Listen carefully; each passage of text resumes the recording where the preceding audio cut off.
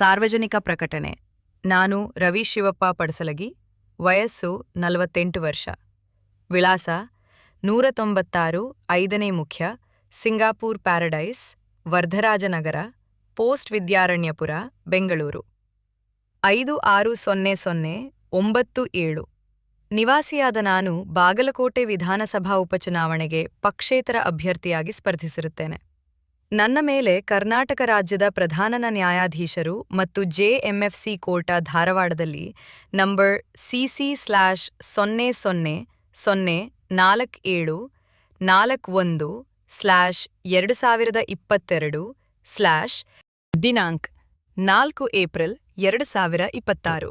Summons ಸೂಚನೆ 420, 465, 468, 471, 193, 34 of ATC ಕಲಂ 1860 ಮತ್ತು 125 ಎ ಜನಪ್ರತಿನಿಧಿಗಳ ಕಾಯ್ದೆ 1951.